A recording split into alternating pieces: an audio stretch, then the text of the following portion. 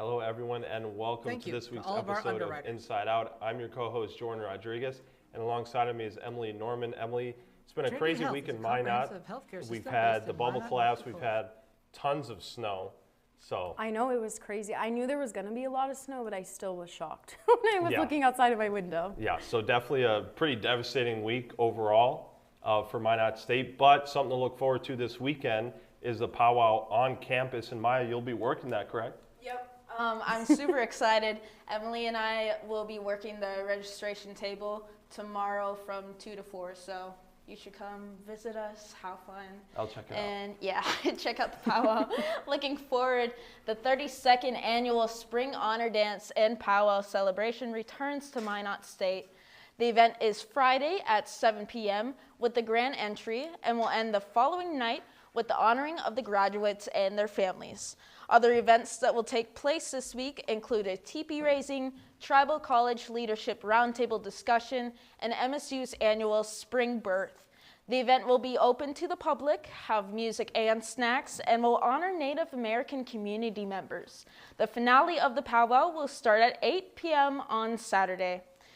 The Student Athlete Advisory Committee has composed a mental health panel. It will take place on Tuesday night, April 26th at 7 in Alshire Theater, located in Hartnett Hall. The event was created to start the often uncomfortable conversation about student athletes and mental health. This helps both the athlete and the coach to better understand how to manage such issues, helping athletes to not only play better, but most importantly, feel their best. Minot State hopes to spread awareness to end sexual violence. MSU's Title IX department, along with MSU Life, Residence Life and Housing, Student Activities, and the Wellness Center, will host the university's annual No Excuse for Abuse Red Run event on April 28th. It focuses on raising awareness about sexual violence on campus and in the Minot community. The event will begin at noon on the quad located between the administration building and Old Main. Emily, I think it's great that MSU is actually giving us the opportunity to host these events as well as spread awareness. Are you excited to work at the powwow? Yeah, I think it'll be really good. I know last year it was canceled. That's why I couldn't take the class because of COVID. So I'm excited to see what it's all about. And graduation is quickly approaching. Students have started their job searches by utilizing the resources on campus. The Director of Career Services, Linda Birch, is joining me today. How are you doing? I'm fine. Thanks for having me. So when students are planning out their careers, like a lot of us are, in this room, what is a good starting point or first step? Oh, that's a great question. I think there's many steps. The first step, I think, it depends on where you are within your years of school. For those that are getting ready to graduate, I think that the first step is building a resume. That resume is kind of what I tell people, it's your marketing business card to an employer. Yep. And so I think creating a powerful, good resume is a great starting point for a lot of students. Awesome. I know that I've visited with you and you've helped me with my resume. And then you also do career fairs.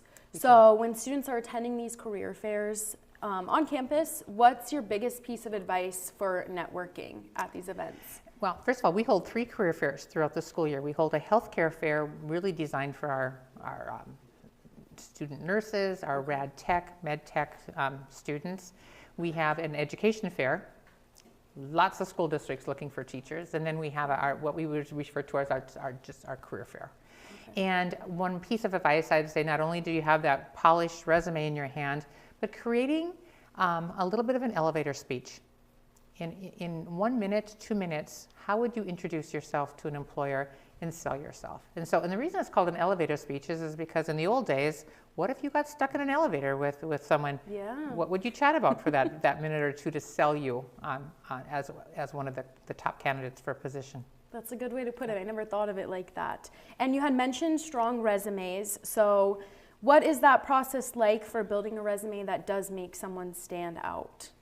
I think, first of all, you have to always think about how your talents and skills match the job that's available. So look, if you always have access to a job description, that's ideal. So you can kind of tailor your resume for each of those specific jobs. Want to make sure that your resume really sells the related skills and talents. I have seen some resumes that I think are very wonderful, but they talk a lot about their hobbies and those types of things, which I think is good to know about a person. But to an employer, when they only read a resume for 30 seconds to about a minute, they need to have certain things stand out to say why you're going to be an ideal candidate for their organization. Yeah. And once they hire you, they can learn all about your hobbies. Yeah, I think that's been interesting. I know since I'm graduating, when you are applying to different places, I have to remember, like, they're going to see my resume first without actually talking to me. True. So that's why we do need strong resumes. And do you think that people should start compiling stuff for their resume when they're freshmen, right, entering into college, or can they wait a little bit? I think it's good to start early. And the resume you have as a freshman is not the resume you're going to graduate with. Hopefully throughout your college career and some of the opportunities that you've been able to receive through Minot State and also through volunteer experiences, you will build that resume tons. Yeah. But if you start out as a freshman, at least you've got a starting point, and then you can kind of see where some of the gaps are. Yeah. So then over time, you can see how and where you need to fill in some of the things to make you to shine. Yeah. I know, I wish I would have started my resume a little sooner, because I know when you were helping me, I was like, this is a lot of stuff to piece together. So if I would have been a little more prepared or started earlier, would have been a little more helpful on my end. But better late than never. Exactly. And then you've been a friendly face on campus for many years, and how has sending out resumes changed over the years? Oh gosh, I think in the old days and even prior to my time as a college student and working here, I think people would type one up, and that was the one resume they used probably until they got their dream job. I think about my mother. She probably typed one and hopefully was error-free, and off she went. Well, thank goodness for computers and technology, but I think a lot has changed. You used to mail it or hand deliver it. This day and age, you customize it for each job, because some of the talents and skills you want to highlight are going to be just a fraction different for each one. And everything's uploaded anymore. I mean, you upload a resume, you upload the cover letter, everything is virtual. Which I know is kind of convenient when we're, working on our resumes and editing them versus having to retype the entire thing on like a typewriter or anything. I can't even imagine starting that every time. It would be so crazy. Well, thank you for joining me today, Linda Birch, the Director of Career Services. And then after Underwriters, we'll hear more from Hannah about the storm, part 2 of the storm that is rolling in this weekend. Thank you to all of our underwriters. Trinity Health is a comprehensive healthcare system based in Minot, North Dakota. Fiance, with all your prom and bridal needs, located in downtown Minot. KCJB 910 AM, Minot's news and information station. Buffalo Wild Wings, wings, beer, sports. KIZZ FM Z94, playing today's hit music. Mix 99.9, Minot's music mix. SRT, offering a number of services including phone, TV, internet, and security. KRRZ, 1390 AM, Minot's classic hits. KZPR 105.3 FM, Minot's rock station. East End, where the poor is worth so much more, located in downtown Minot. Qdoba, easy, on time, full of flavor. Nice Impressions, no job is too big or too small, located in downtown Minot. MSU Beavers Hockey, online info at msubeavers.com. Forward Communication, connecting professionals in the Midwest. El Azteca, authentic Mexican food on North Broadway near the airport. MSU Theater Department, year-round entertainment. Red and Green, MSU's student-run newspaper. MSU Bookstore, for all your campus needs. Minot Nutrition Addiction, offering healthy smoothies and meal replacements on the go. H-Bar-B Construction, for all your oil field needs.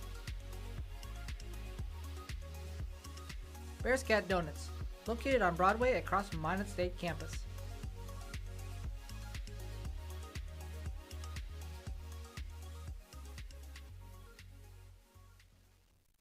Hello, everyone, and welcome back Thank to you to all of Inside our Out. And underwriters. Emily, like we were saying, this weather has been very crazy. Tragic. I mean, I don't know. It could be worse. Yeah, that is true. It's getting a lot nicer now, but we were trapped inside for a little bit there. I know the place that Hannah's covering, though, it's worse. Really? Yeah. We'll have to see. So, Hannah, where are you taking us to this week? Oh boy. Well, first of all, we're going to just stay in Minot. I mean, because we're here and that's probably what's relevant to us. So right now the weather doesn't actually look so bad. It's currently 38 degrees outside, which is on the warmer end of the 30s. Partly cloudy. The high today was 41. So it's kind of like snow is melting, which is always a good thing to see. However, the low today is still freezing, so it's not like it's spring weather quite yet. Before I go to the weekly forecast, I would like to remind everybody that I am not hired. This is not a paid position. You can't fire me. So, obviously on the 7-day forecast tomorrow, we don't really know what's happening. It could snow, it could rain, it could be 2 inches, it could be 12 inches. Looking at a couple different models, nobody really knows what's gonna happen over the weekend, just that there's gonna be a lot of precipitation on the eastern side of the state, the western side of the state. So Fargo, Grand Forks, probably fine. But however, the end of the week does look pretty good. We start going up into the 40s again. The lowest that we're gonna get during the day is 29 there on Monday. It is gonna be partly cloudy throughout the rest of the week, so not like great weather, but hopefully on the upward end. Looking at the current temperatures across the state, Grand Forks is in 40, Fargo is 44, so higher, lower 40s, and then the rest of the state is in 38, and then low 40s. Dickinson is in 39. And then we do have a new slide today called the feelings forecast or feelings prediction. Unfortunately, the western side of the state is very sad because we're going to be getting more snow or rain. We don't know. But we do have Fargo down here. Big ol' happy smile because they haven't gotten snow for some reason. I don't know. But there is, for the place of the week, we are going to Aomori, Japan. So looking at this, right, like that's nice snow, something that we don't want to see right now, but they're currently 55 degrees, the high was 67, the low is 53. This is, fun fact, the place in the world that gets the most snow. So as of 2021, I think they had 192 inches of snow total. So far in 2022, they've already had 50 inches of snow, which to us doesn't sound like a lot because we've also gotten 48 inches, but pretty crazy. So hopefully this is kind of on the end of that snow. Jordan, what do you think? Are you excited to see more of that snow coming? Absolutely not. I do not want to see any more snow. It's almost graduation time. I do not want to be walking when there's snow outside. And to be honest, I didn't think it snowed anywhere more than Minot, but apparently I got proved wrong. But thank you so much for that weather update, Hannah. And for those of you that don't know, our very own student athletes build the bubble on campus for Minot State. And alongside of me is Troy Cowell, one of the builders. He's considered a connoisseur from what I'm hearing. And so Troy, walk me through that process of what it's like building and how many students do we have out there and all that good stuff. Every student athlete's out there. It doesn't matter what sport you play. And to start off, we gotta get all the tarps out of storage. They bring them down to the field and we start unfolding them. I mean, it's like arts and crafts. Pick it up, pull it, pump some air in there. The guy yells 2 tree pull, not 1, 2, 3, 2 tree pull. And you just get out there with the boys and the girls and you pull on the tarp and the cables come out, and usually snows once in a while and it's cold and it's not a lot of fun, but we gotta do it, right? So. Right. No, I remember that when it snows, it gets really slippery and you see bodies falling all over the place, and that's never fun. But with the recent bubble collapsing, obviously you guys are in spring season. So how does that affect your guys' schedule? It throws a big wrench in it, right? Like we can't practice right now. There's no field cleared off for us to go practice. We did practice in the dome, but it's not really effective for football to run around on the court with our tennis shoes. There's not a lot that we can do. So we're kind of waiting to see what happens this weekend with the upcoming 10 inches of snow or whatever it's supposed to be. And we'll go from there. But obviously the bubble's out of play, so hopefully tomorrow we can get on the top field to Allen and run around outside maybe. Oh yeah. So you mentioned practicing inside the dome. So what can you guys practice on? Because obviously you guys are limited. There's very little you can do inside that because, again, you're not, you can't be tackling, obviously. You'll damage the court. So what do you guys do inside the dome? It's a lot of technique-based stuff. So in like the offensive line corner, we literally just worked on our steps the whole time. We use the track. They have lines and step and work on staying square or stepping over a line just to work on our foot placement. The DBs, like Phil would have done, would be do some like ball breaking drills and kind of getting back to the basics, maybe the way to put it, getting back to the fundamentals of football and like kind of just working on our craft a little more. Absolutely. And tell me exactly how that affects the energy and the vibe of the team, because obviously it's spring season. You guys are getting really excited. You know, you're kind of working towards getting ready for next season. So tell me how that put a kind of a damper in the team's mood. It wasn't like as bad as damper as I thought it was going to be. Kind of every time something like this happens, you kind of expect some down days or some down energy. But we showed up and we were excited to be out there. It's really just fun being with the guys, and that's kind of how we looked at it. And I think we tackled that challenge well. Yeah, and speaking about enjoying your time around the guys, you have a fellow offensive lineman coming up here for the NFL draft in Sebastian Gutierrez. So what's that being like, being able to say that I was on the same team and on that same line? It's maybe more of like a development thing. So when I got here, he was a tight end. Like, I wasn't an O-lineman, I was a little O-lineman. So we kind of both grew into the big O-lineman that we have become over the past 3-4 years together. And then playing with him the full last 11 games we just played was awesome to see the attention he's getting, the work he's put in. It's really cool to see, and it's like, that's your guy. Like, you know, he's one of my best friends, and go to war with that guy every day, and now he's getting the looks to go to the next level, the dream we all have. Right, and for you, you're coming up here on your last couple of years. What's the future looking like for you? Would you like to pursue football in the future? I would. I'd like to go try and play in Canada, being a Canadian. The CFL is an option. And there's all these new leagues, right? The USFL is popping up, the XFL, so there's more jobs in football. And I think if there's an opportunity that presents itself to play football a little longer, it's something to pursue. I mean, it's a game. If you get paid to play a game, you're living the dream, I think. So absolutely. And as far as CFL, are you a Rough Riders guy? Who are you going with? Probably BC or Calgary. I grew up when I was in Boston growing up, my dad's a BC fan, so kind of had that. Then I moved to Calgary and kind of fell in love with the Stamps a little bit. So one of those two teams happy if they win a football game, but they kind of struggle at times. So. All right, no, I get you. Yeah. I get you. I'm a Bears fan, so I totally understand. Yeah, you get it. But thank you so much for your time, Troy. Thank you for having me. And stick around. We have Philip Green talking about the mental health panel coming up.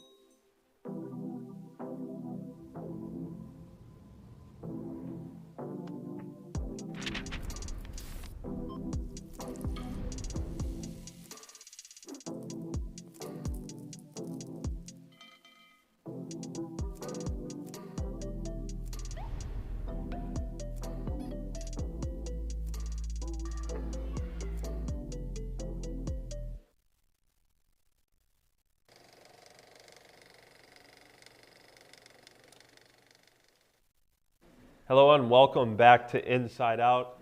We've had one of our very own, Philip Green, who's come a long way. He's made a podcast about mental health, and he's going to talk a little bit more about the future mental health panel coming up with Cody. Thank you, Jordan. I'm here with Philip Green. First off, Philip, how did the little snowpocalypse treat you this past weekend? It was all right. It was just me and the boys hanging out in the apartment. We really couldn't do much. My car was snowed in pretty much the entire time. We made a walk to the gas station when we ran out of food because we couldn't get in the car and none of the marketplace wasn't open. So we trekked over to the loaf, bought some food, and made our way back. Awesome. So getting into the mental health panel going on next week, where did this idea sort of come from? So Zoya and a few of the other SAC reps were down in, I believe it was Winona, for the SAC stake or conference with all the other NSIC teams. And another team had brought it up as they were considering doing it. And as a collective, all the conference started talking about potentially putting something like that on. Then Andy and Zoya brought it back to our SAC group and brought up the idea. And I instantly thought, well, Troy and I host our mental game podcast about mental health awareness. So I figured we could take the two and kind of combine them, where we use our podcast to get it out to more people than just if people can't come watch it live, they can go watch it back. So Troy and I are going to host it through our podcast, and then we're going to use SAC to kind of promote it for all the student athletes. Awesome. So what is kind of the objective of the panel? Do you want to just kind of spread the word about it, or what are you feeling? I think the main goal is just to kind of continue the conversation. Mental health in general is not talked about enough, and then you get into the sports world, and it's you got to be mentally tough.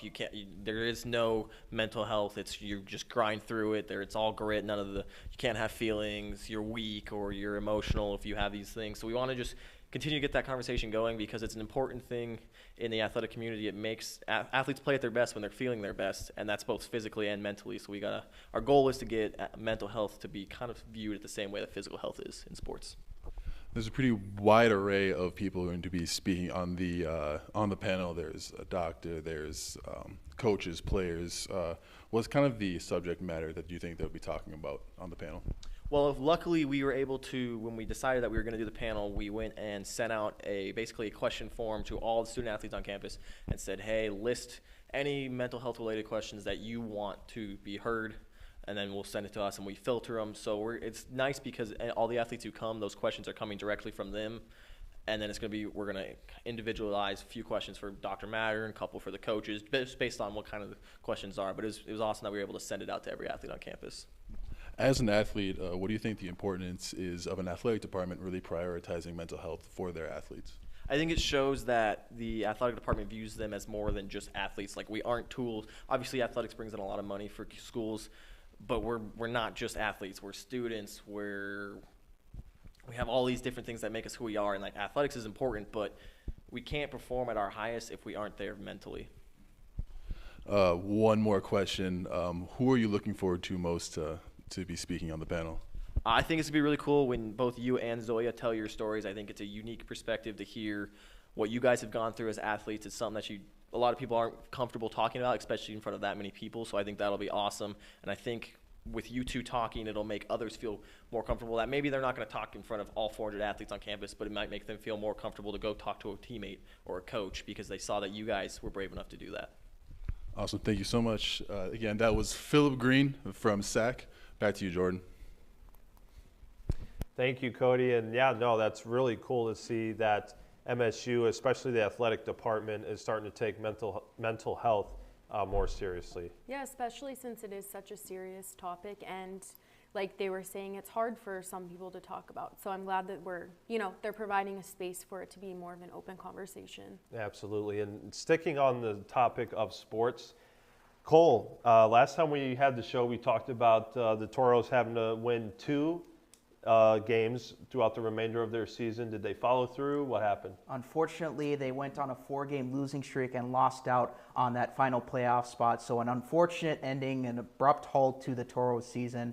And just kind of some unfortunate events on campus also with the bubble collapsing. And yes, it is an early exit this season for the Minot Minotauros. The hometown junior hockey club battled, but ultimately fell short. In the home stretch, the Toros lost their final 4 games. Having needed 1 win versus the surging Bismarck Bobcats, the in-state rivals would claim the final playoff spot. The Toros turn their attention to the summer, where first-year head coach Cody Campbell enters his first full offseason. All the best goes out to the Toro players that will be moving on and advancing their hockey careers. There's been a change in the bubble. There's been a change for Minot State softball, In an unlucky turn of events, the bubble on campus collapsed due to the heavy snowfall. The latest home series would switch, and the Beavers hit the road today to St. Joseph, Minnesota. They find themselves in another doubleheader series with the Crookston Golden Eagles. That matchup would feature a 6-5 walk-off winner for the Beavers in Game 1. A successful bout with the Concordia St. Paul leads to a barn burner with Northern State. A Beaver Baseball Club made an appearance in Yankton, South Dakota to face the Wolves. Scoring was plenty, but not enough as the Beavers fell 11-7 and 6-5 in an extra inning thriller. The Beavers are in Marshall, Minnesota next to tango with the Mustangs.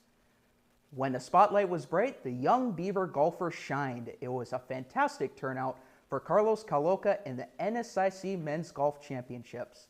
The freshman compiled an even par at 72 to finish tied for second amongst all individual golfers. His performance on the links got him recognized and awarded with an all-tournament team honor. Well done for a first-year college golfer. The all-tournament team honors continue onto the rink. Congrats to MSU women hockey players Megan Norris and Alicia O'Hara on collecting all ACHA tournament team distinctions. Norris picked up second team, while O'Hara gets the first team nod. A new season is underway for Minot High soccer. After a successful postseason run last spring, the Majettes begin a new campaign as the defending state champs. And what an early start it is, with the Majettes showing grit against hefty competition. In their second match at home, Minot High shuts down the Bismarck Century Patriots 2-0. Future MSU Beaver Madison Elliott gets the shutout in net. Another future Beaver, midfielder Morgan Perrin, plays a big role in the Majettes' constant possession of the ball. A full schedule is getting closer to release for the Souris Valley SaberDogs, although unreleased to the public. The SaberDogs did confirm to us that a schedule will be on its way here pretty quickly, as signs are pointing to the defending Expedition League champs opening up with the new expansion team in Grand Forks, or from Grand Forks, The Red River Pilots will travel to Minot for their inaugural game. First pitch is slated for May 27th. Well, Jordan, after what seemed like, a long while of, are we going to get a schedule, kind of had some of that doubt in your head. They did say they were going to play, and now here we are. They are going to play. How exciting is it to finally get a SaberDog schedule? It's really exciting. I went to a couple games last summer, and I'm looking forward to going to even more games this summer. They've had a couple teams leave the league, so I guess that's where that scheduling conflict kind of came in. But I'm happy to see that the schedule came through. Thank you so much, Cole. Emily, have you gone to any games past summer? Not really, you no. haven't? Maybe this summer I'll probably be in Minot. But with that being said, we've had a great episode this week. Yeah. Linda Birch with us talking about resumes, and I know we both used her Yes, to do she's our come in resumes. handy. Yes, and then Philip Green talking about mental health, which is so important. And then the powwow this weekend. Looking forward to it. Yeah, it's going to be a good weekend. We'll see you next week. Stay warm.